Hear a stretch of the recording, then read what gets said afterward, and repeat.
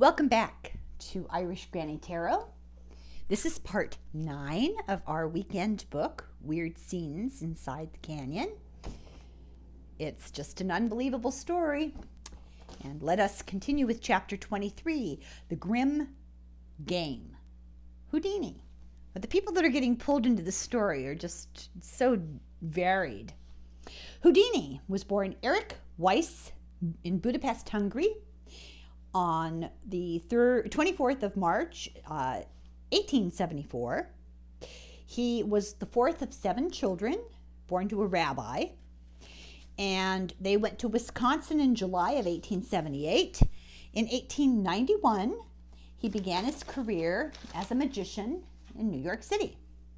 He also performed in freak shows because he couldn't make money as a magician. In 1893, he married his wife, Bess, who was his assistant. He worked beer halls and dime museums and had very little success. He hit the big time and got into vaudeville and started making $45,000 almost a year, almost overnight. I mean, he went from being in a beer hall, making no money, and then the next day he was a big star. Inexplicably, abruptly, this happened. And then what did he do?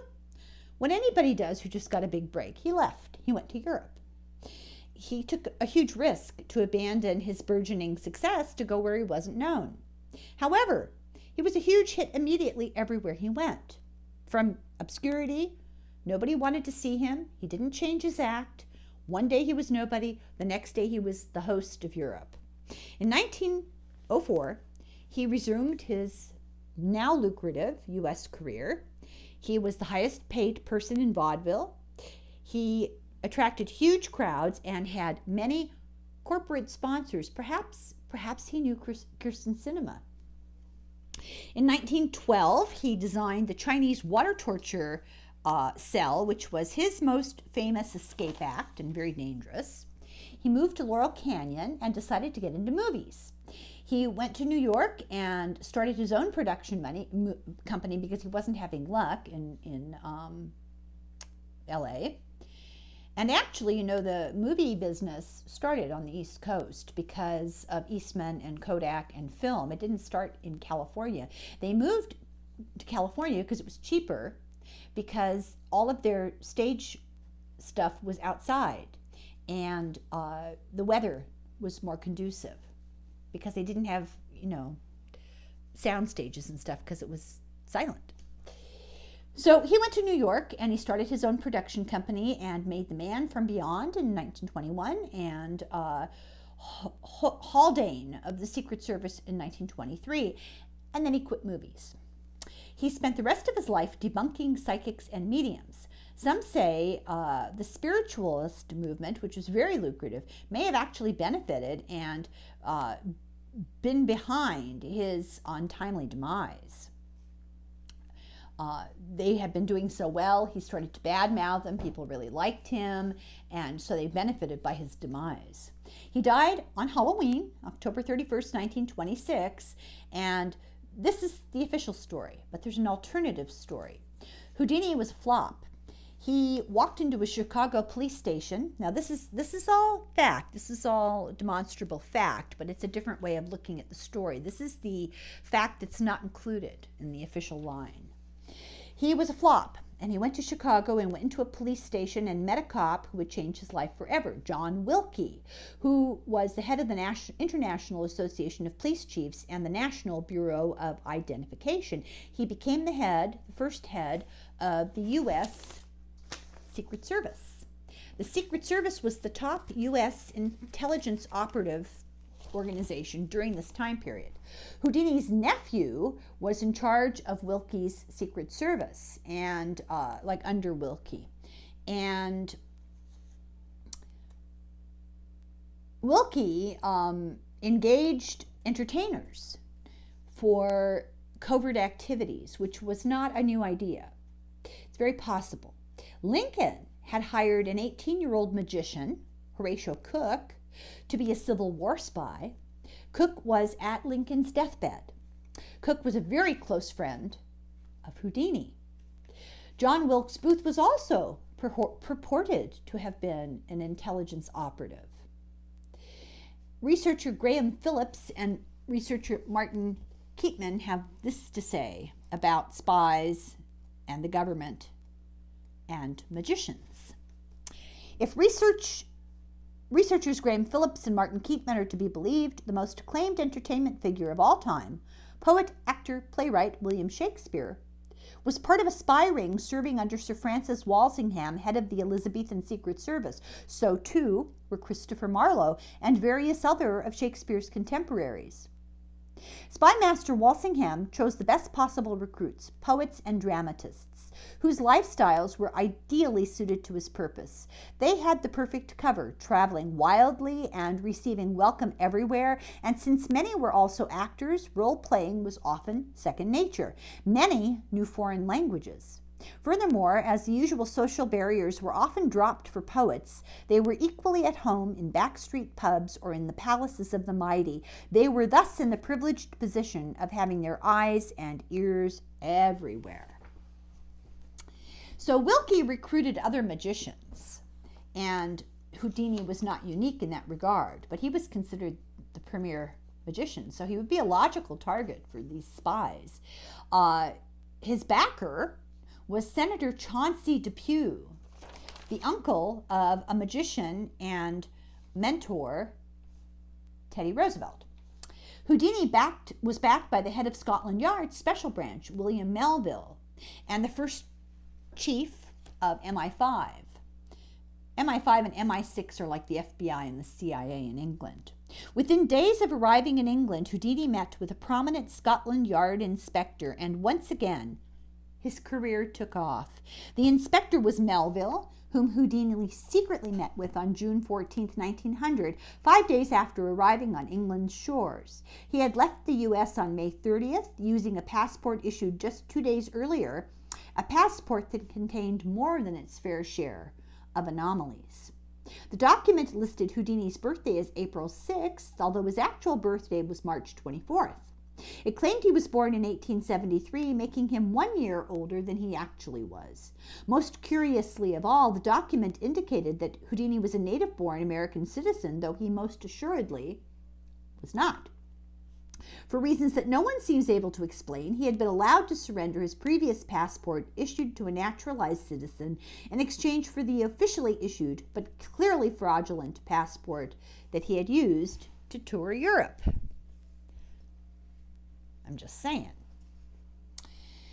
Houdini invented rubber heels. He invented cameras that were used only once, disposable cameras. He invented an envelope that could not be unsealed by steam without the word opened appearing, chemical reaction. He invented a wash to remove printer's ink from paper. He invented the use of chloride of cobalt to send invisible messages. Now, these are all spycraft. Houdini had his own spy ring of young women. And in other countries too. He was obsessed with secret passages, secret rooms, hidden compartments. His desk was full of hidden compartments. He kept a second hotel room under a different name everywhere he went. He had a secret vault in his house. Houdini had one safety deposit vault in a bank or a trust company in the East under some familiar name other than Houdini, and of which the secret location rested only in Houdini's brain. In this vault was kept highly secret papers, and as far as known, no one, not even Geraldo Rivera, has located the secret vault. Houdini's tour was to Berlin, and in Berlin, the newspaper accounts of Houdini's demonstrations at German police stations portray him as a police consultant rather than a mere entertainer. For a vaudeville performer, Houdini seemed to spend an inordinate amount of time and have unprecedented access to the Berlin police. Houdini's tour was to all the major World War I countries: Germany, France, England, and Russia. In Tsarist Russia, the magician had official permission to appear in any city in Russia, an extraordinary set of circumstances that bespeaks the close relationship between Superintendent Melville and the Okhrana, the Imperial Russian Secret Police. Houdini's Russian tour was booked by a guy named Harry Day, a mysterious expatriate American who changed his name and met Houdini in London around the same time as Houdini's first meeting with Melville. Day eventually became a member of Parliament and did overseas espionage for the British government. For many years thereafter, the shadowy Day would handle Houdini's European bookings while working secretly for the government. In the end of this, he returned to the United States.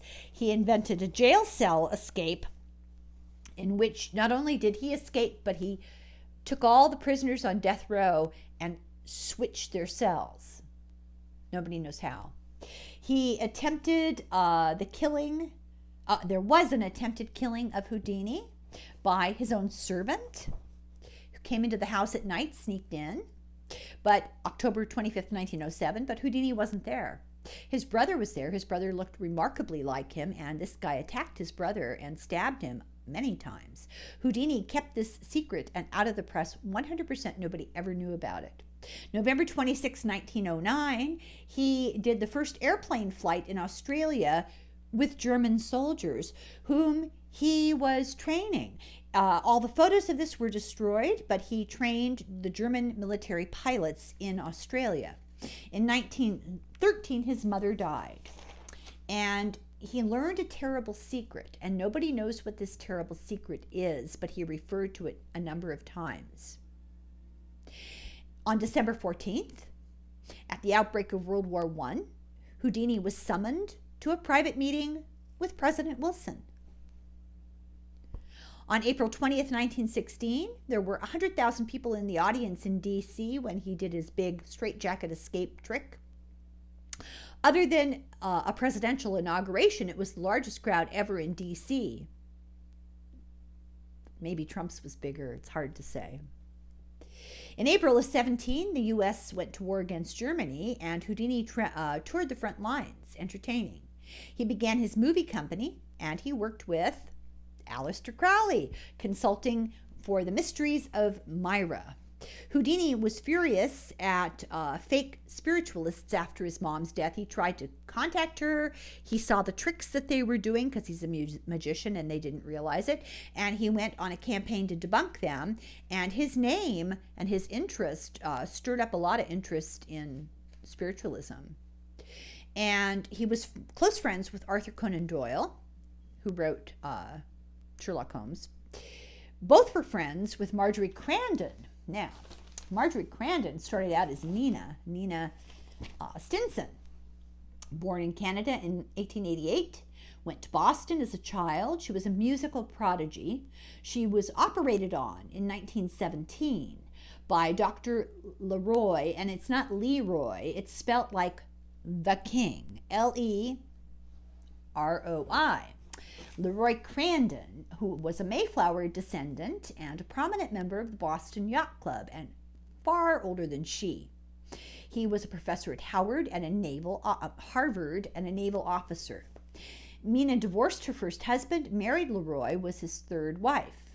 She was young, attractive, and vivacious. He was old, ugly, unpleasant, and antisocial, a match made in heaven. In 1923, they held regular seances at their home. In the inner circle was Joseph de Wyckoff from Poland and Russia, who was an embezzler recruited by John Wilkie to spy during the Spanish-American War.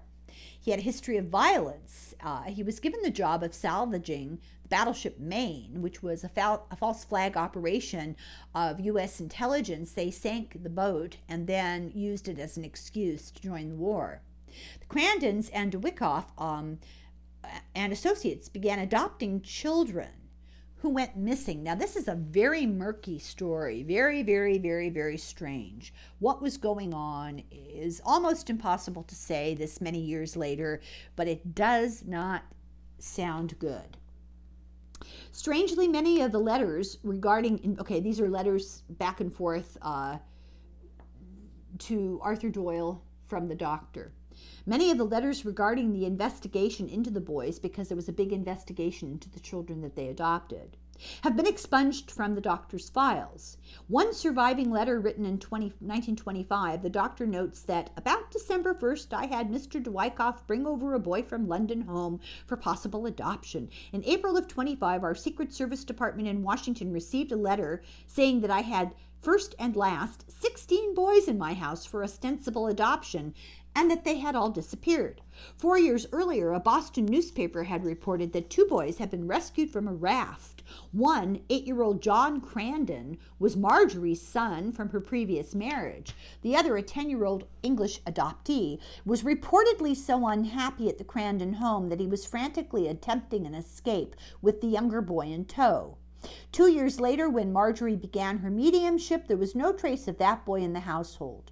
Perhaps he was the homeless boy whose dead body was reportedly found on the outskirts of Joseph Dwikoff's large estate in Ramsey, New Jersey, during that time period.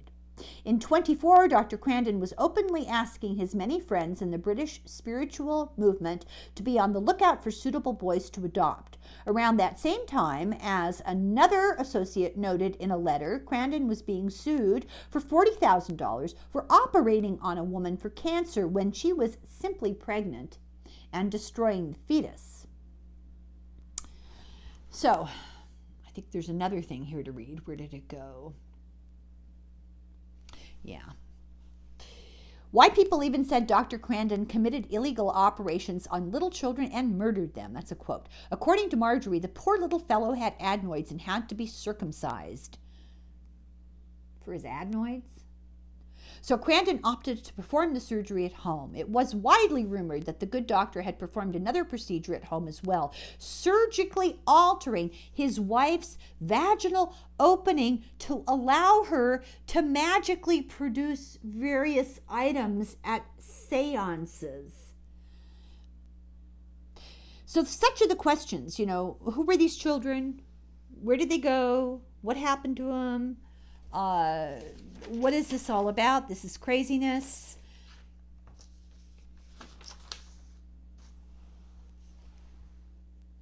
Marjorie showed her associate photos of over 100 children and said, aren't they sweet? These are Dr. Crandon's cesareans. He didn't do cesareans. He wasn't an obstetrician. What was she talking about? Who were these children? Why? What's the story? Such are the questions raised by the fragmentary evidence trail indicating that an untold number of young boys fell into the nefarious hands of a cabal of wealthy individuals with connections to the intelligence community. Not to worry, though, the disappearance was investigated by John Wilkie's Secret Service and a British Prime Minister by the name of Harry Day. So, close to his death, Houdini began to write things with H.P. Lovecraft, the scary book writer, and Clifford Eddy, and all three were involved in occult literature. Bess and Houdini were struck with a mysterious illness. Nobody knew what was wrong with him. The doctors couldn't figure it out. They said it was a non-specific poisoning. Houdini began having mood swings and aggression, so his behavior started to change as well as his stomach. The story is that he was sucker punched after a show by a student and had a ruptured appendix on Halloween of 1926. Today, the medical community says there's no such thing as a traumatic appendicitis. No autopsy was done. And the guy who punched him was the son of a British diplomat, and after this event he became a recluse. And here's a rundown of Houdini's family. This is very interesting. So we leave Houdini dead. Nobody knows why. No autopsy. So his brother Gottfried died in 25, Harry died in 26, Nathan died in 27. His booking agent, his apartment was ransacked in 27. Now this is after Houdini's death. His booking agent's apartment was ransacked in 27. 2 months later, his brother Theodore's home was ransacked. Theodore had inherited all of Houdini's props, papers, and effects. In 1945, Theodore announced he was writing a book about Houdini and immediately died. In 1962, his brother Leopold fell 6 stories to his death from a ledge. It was never solved. Chapter 24, Won't Get Fooled Again. Punk and the New Wave arrive. The music scene changed with the arrival of punk and new wave. The new scene was populated with a new batch of rising stars, bands and artists with names like the Sex Pistols, the Clash, the Buzzcocks, the Cramps, Generation X, Cherry Vanilla, General Public, the English Beat, Public Images Limited, the Fleshtones, the B-52s, Rock Lobster, the Cure, the Police, Blondie, Television, R.E.M., Patti Smith, Lou Reed, John Cale, the Magazines, Simple Minds, the Specials, Wall of Voodoo, the Go-Go's, the Bangles, Joan Jett and the Blackhearts, Echo and the Bunnymen, the Psychedelic Furs, Joy Division, Bow Wow Wow, Gang of Four, Squeeze, Susie and the Banshees, spelt like the Native American tribe, Oingo Boingo, Adam Ant, Gary Newman, the Smiths, the Fix, A Flock of Seagulls, Bananarama, Sting, the Thompson Twins, Katrina and the Waves, the Lords of the New Church, the Midnight Oil, Steel Pulse, Dread Zeppelin, Social Distortion, Human League, Soft Cell, Timbuk 3, Camper Van Beethoven, the Circle Jerks, Dada, the Alarm, the Jesus and Mary Chain, the Plimsolls, the Ramones, the Stranglers, the Jesus and Mary Chain, I got that already, the Stranglers, UB40, Suburban Lawns, Stan Ridgway, XTC, Concrete Blonde, Ultravox, and Fine Young Cannibals. All of these acts listed above had something in common.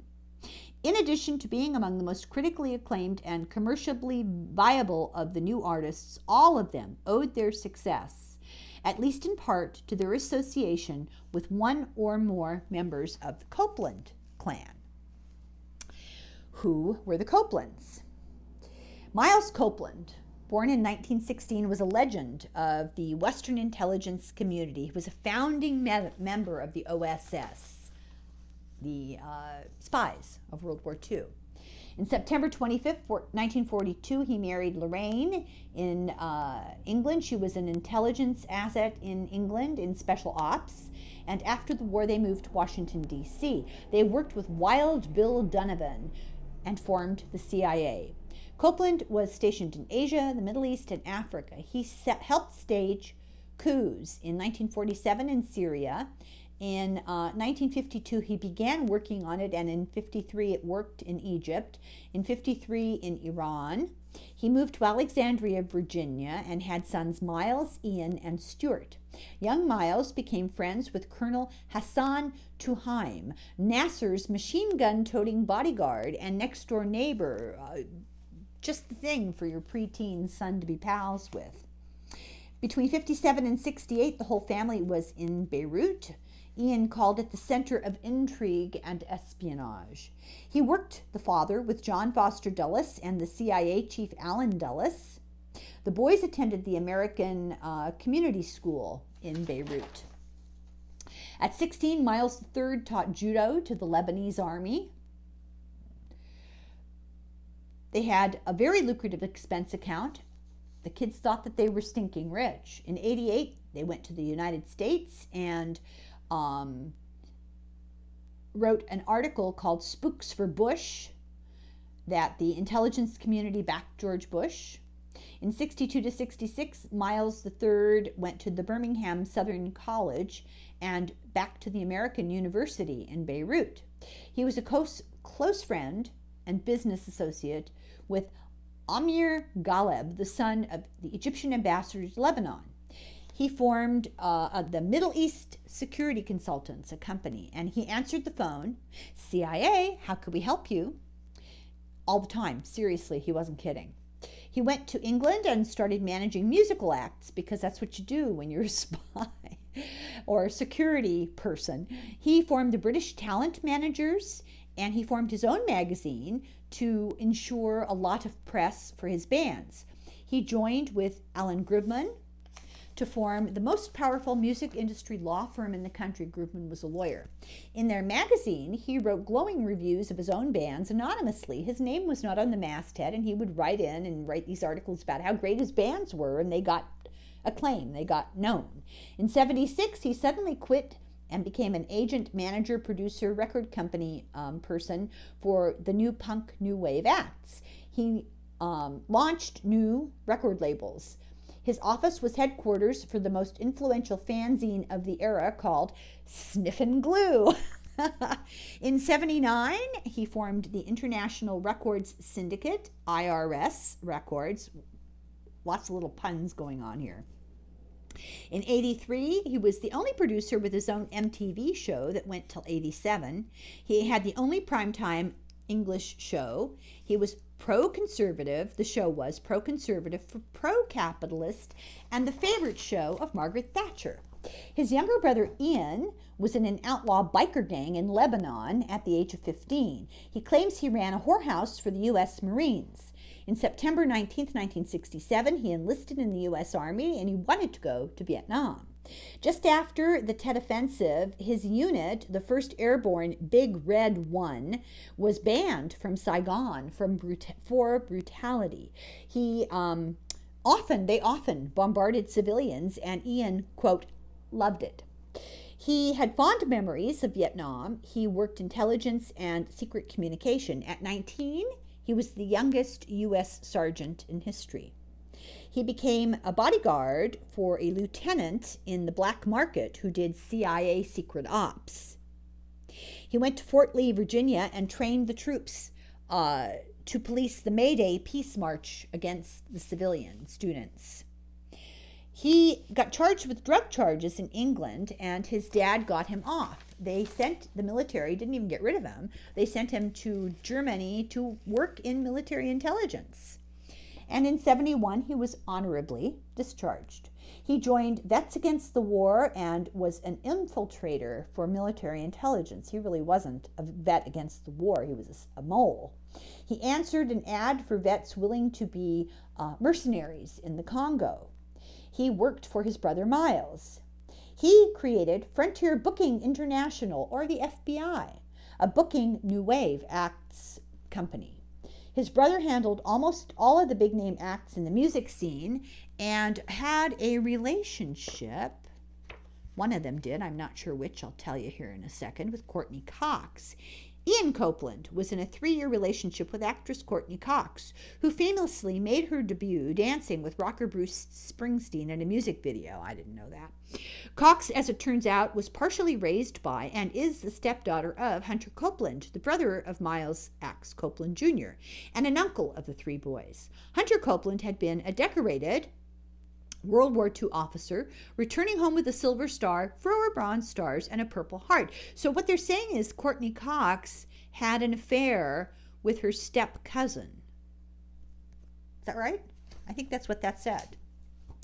Stuart, the other brother, formed his own punk band, The Police, which was the most successful, and he was the most successful, but he was considered too old. They were considered too old, too professional for the punk scene, and were suspect with the young boys.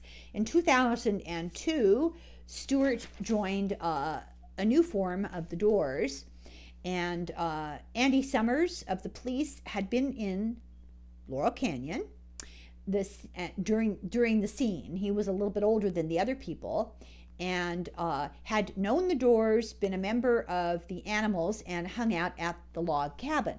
So that ties in all these big-name people back to Laurel Canyon. There are weird parallels between the Laurel Canyon music saga and serial killers. And I debated telling you about this last chapter. This is the epilogue. But I'm going to do it anyway. I don't actually agree with him. I kind of know the story of this guy. And I think that the writer tries to manipulate some of the facts around the story. I suppose you could look at it that way. Maybe I'm resisting. We'll see. So this is the story of the dating game killer, Rodney Alcala. And this provides a bridge between Laurel Canyon, the music, and serial killers. Now, this author wrote a book about serial killers being programmed. I have it. I haven't read it. I'm going to have to read it. Let me know if you want me to cover it. Here we go. As cars cruised up and down Hollywood Boulevard and the Sunset Strip, radios blared edgier, angrier rock and roll. Masters of War by Bob Dylan, What's Going On by Marvin Gaye, Eve of Destruction by Barry McGuire. Musicians from bands like The Doors, The Byrds, Cream, The Animals played the Whiskey A Go-Go on the Sunset Strip and partied with wild abandon at the Chateau Marmont Hotel up the street. Amidst all this turmoil and social upheaval in 1968, an event occurred that is not well documented by the era's historians. Tally Shapiro, age 8, was abducted on her way to school. So, what has that got to do with anything? Rodrigo Jacques Alcala Bucor, born August 23rd, 1943 in San Antonio, Texas, went to private Catholic schools, was a good kid. In 1951, his family moved to Mexico, where he went to the American school. His father abandoned the family, and the whole family moved back, relocated to Los Angeles. In 1960, he graduated high school, excellent student, popular. In 1961, he joined the Army. His older brother was in West Point and needed a nomination from a senator or a representative to get that position. How did that happen? These people were dirt poor. The older brother went to West Point. Rodney became a paratrooper, entered a paratrooper program, but he became the clerk for the paratroopers. He was stationed at Fort Bragg, the home of Psychological Warfare Center and Research on Unconventional Warfare, the home of U.S. Special Forces. 2 years later, he went AWOL from a hospital with the psychiatric problems, and he remained in a military hospital for unspecified time. He was released to his mother in Montebello. He went from being a good kid, smart, cooperative, no problems, doing well, spends 2 years at the Psychological Warfare Center and is destroyed. And everyone who dealt with him, his teachers, counselors, coaches, acquaintances, adult family, friends, said he was perfectly normal before. He went to UCLA College of Fine Arts and got his degree in 1963. And Jim Morrison was in the same program at the same time. While they were there, a fellow student cut his girlfriend's heart out. Just saying. September 25th of 1968, 8-year-old Tally Shapiro is abducted on her way to school. The family temporarily was staying at the Chateau Marmont because their house had burned down. The hotel was the center of weird occult activity with the likes of Morrison, Joplin, and others from the Laurel Canyon scene, followers of Crowley. She was kidnapped, raped, slashed, and beaten by Alcala, but rescued when a driver going by happened to see Alcala coax her into the car. He had seen her walking down the street. He saw this guy pull up quickly and get the kid into the car, and he thought, no, this isn't right. He followed them, went to the house, followed them to where Alcala took her to his apartment. The witness quickly called the police. The police came and managed to rescue her. The case was assigned to, so weird, Steve Hodel, the son of George Hodel of the Black Dahlia, and the brother of Tamar Hodel, mom to Michelle Phillips.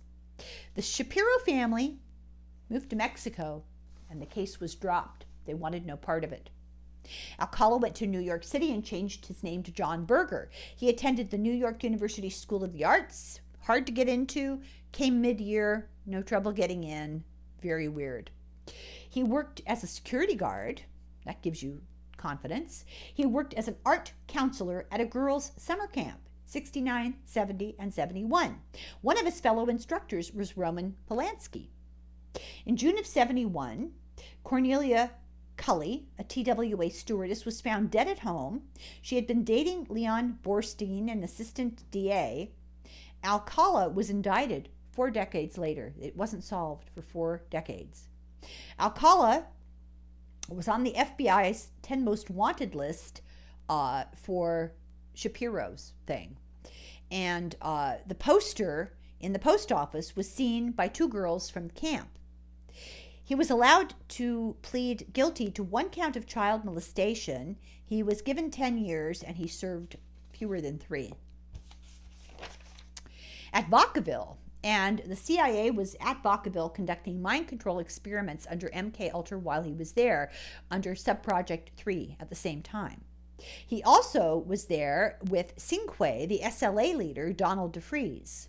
In August of 74, a psychiatrist recommended his release. He was paroled to LA County and within weeks kidnapped a 13-year-old. He was found guilty of violating parole and was given 2.5 years. Paroled again in 77, granted a request to go to New York City, and while he was there, Ellen Jane Hover went missing. She was the daughter of Herman Hover, the owner of Ciro's on Sunset Strip, the goddaughter of Sammy Davis Jr. In June of 78, her remains were found on the Rockefeller estate in Westchester County. 3 decades later, Alcala was charged.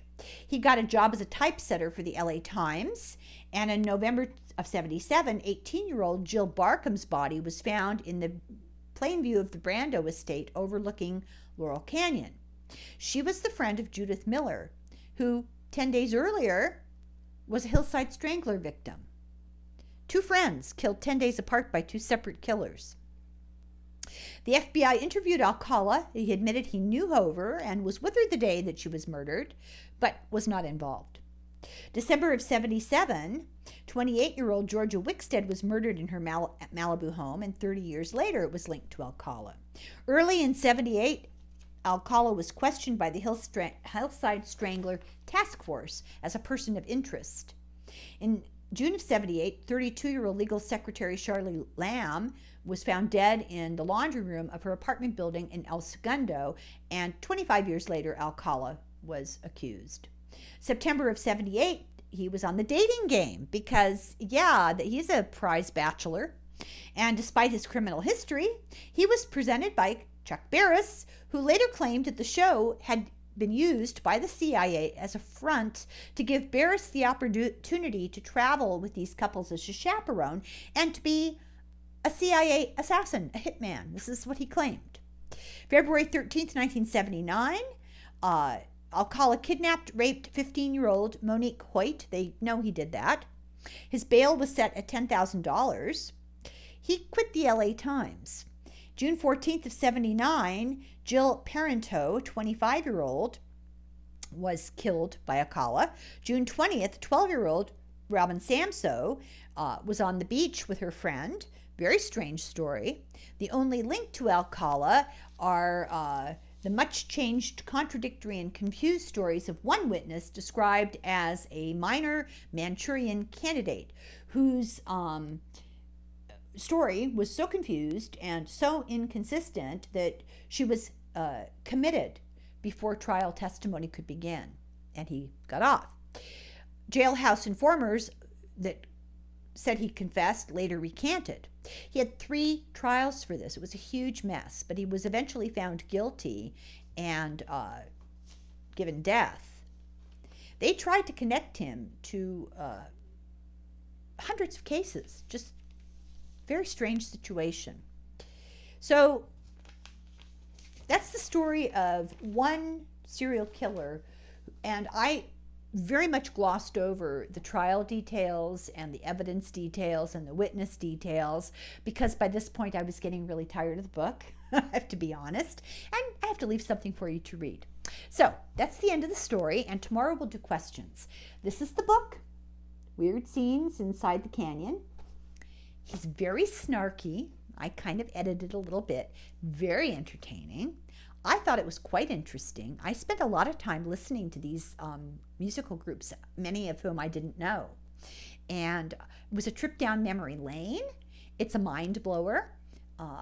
Very interesting theory. I'm not saying it's true. I'm not saying it's false. I'm saying it's an interesting theory. And based on demonstrable facts, it's all about your perspective.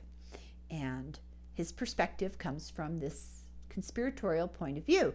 There are many people recently who have come out and said, look, the government has been manipulating the public for a very long time, and we've fallen for it hook, line, and sinker.